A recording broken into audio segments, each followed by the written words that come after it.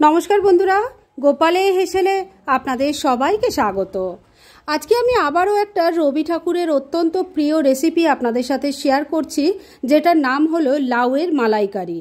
খেতে অসাধারণ হয় আর খুব কম সময় কম উপকরণে এটা তৈরি হয়ে যায়। তাই চলুন সময় নষ্ট না করে রান্নাটা করে ফেলি। আজ রবি ঠাকুরের অতি পছন্দের রেসিপি আপনাদের সাথে শেয়ার করব। সেজন্য কড়াইয়ে তেল গরম করে নিয়েছি। এর মধ্যে প্রথমেই দিয়ে দিলাম অল্প 5 ফোড়ন, দিয়ে দিলাম একটা শুকনো লঙ্কা। ফোড়নটা একটু ভাজা ভাজা করে নিচ্ছি। ফোড়নটা ভাজা ভাজা হয়ে গেছে। এবার এর মধ্যে দিয়ে দিচ্ছি আলুর টুকরো। আমি একটা বড় সাইজের আলুকে একটু ডুমো ডুমো টুকরো করে কেটে নিয়েছি। এবার তেলের সাথে মিশিয়ে নিয়ে আলুর টুকরোগুলো হালকা করে ভাজা ভাজা করে নিচ্ছি। আলুর টুকরোগুলো হালকা করে ভাজা ভাজা করে নিয়েছি। এবার এর মধ্যে দিয়ে দেব লাউয়ের টুকরো। এটা আমার বাগানের লাউ, একদম কচি লাউটা, তবে লাউয়ের সাইজটা অনেকটা বড় ছিল, সেজন্য আমি অর্ধেকটাই কেটে নিয়ে এইভাবে আলুর মতো ডুমো ডুমো করে কেটে নিয়েছি। দিয়ে দিলাম কেটে রাখা সমস্ত লাউয়ের টুকরো দিয়ে দিয়েছি। এবার এর মধ্যে স্বাদ মতো নুন দিয়ে দিচ্ছি। নুনটা আগেই দিলে লাউ থেকে জলটা বেরিয়ে যাবে আর রান্নাটাও খুব তাড়াতাড়ি হয়ে যাবে। এবার দিয়ে দিচ্ছি সামান্য একটু হলুদের গুঁড়ো। ভালো করে সবকিছু মিশিয়ে নিচ্ছি। লাউয়ের টুকরোগুলো খুব ভালো করে মিশিয়ে নিয়েছি। এবার সবজিটা যাতে হালকা সফট হয়ে যায়, সেজন্য ফ্লেমটাকে লো আর মিডিয়ামের মাঝামাঝি রেখে ঢাকা দিয়ে 3-4 মিনিট রান্না করে নিচ্ছি। আর এই সময়ের মধ্যে চলুন এই রান্নার একটা মশলা বানিয়ে ফেলি।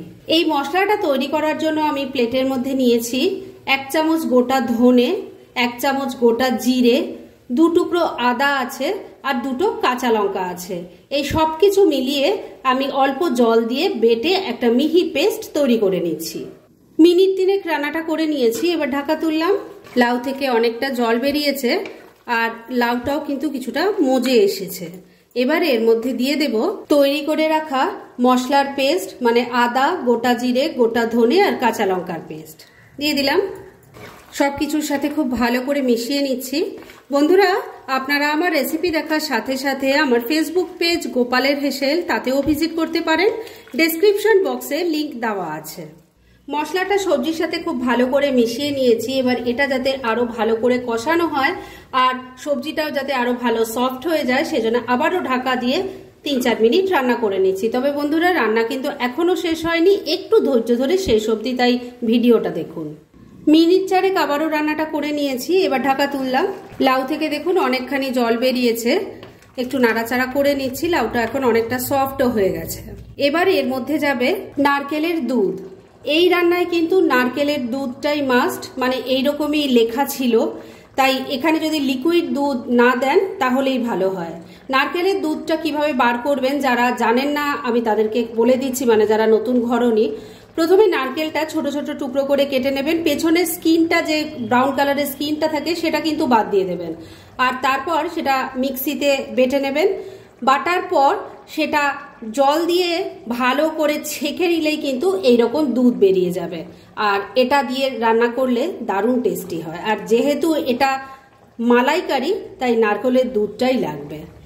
দিয়ে দিচ্ছি, একটু মিশিয়ে নিচ্ছি। রান্নাটা কিন্তু বন্ধুরা অসাধারণ খেতে হয়। লাউয়ের মালাইকারি যদি আগে না তৈরি করে থাকেন, সবার কাছে রিকোয়েস্ট রাখবো এই রান্নাটা অবশ্যই একদিন করুন। এখন তো লাউ খুব ভালো পাওয়াও যাচ্ছে বাজারে, তাই একদিন এই রান্নাটা অবশ্যই করুন। গরম ভাত দিয়ে খেতে ভীষণ ভালো লাগবে। ভালো করে সবকিছু মিশিয়ে নিয়েছি। এবার এর মধ্যে দিয়ে দিচ্ছি 2টো কাঁচা লঙ্কা। আমি ফাটিয়ে বা ছিঁড়ে দেইনি, শুধু গন্ধটা হওয়ার জন্য গোটাই দিয়েছি। এর সাথে দিয়ে দেব অল্প একটু চিনি। নুন আমি আগেই দিয়েছিলাম, তাই এখানে আর নুন দিলাম না। পরে একবার টেস্ট করে দেখব, যদি দরকার মনে হয় তখন আমি নুন দেব। ভালো করে সবকিছু আরেকবার মিশিয়ে নিলাম। আর এবার ফ্লেমটাকে মিডিয়ামে রেখে ঢাকা দিয়ে 3-4 মিনিট রান্না করে নিচ্ছি। মিনিট 4 রান্নাটা করে নিয়েছি। এবার ঢাকা তুললাম। আমি কিন্তু মাঝে একবার ঢাকা তুলে একটু নাড়াচাড়া করে দিয়েছিলাম আর নুন মিষ্টিটা চেক করে নিয়েছিলাম। আগেই বলেছিলাম না, নুনটা আমি কেমন হয় সেটা পরে একটু টেস্ট করে দেখবো। আমি দেখেছিলাম আমার একটু কম লাগছিল, তো আমি একটু নুন মিশিয়ে দিয়েছিলাম।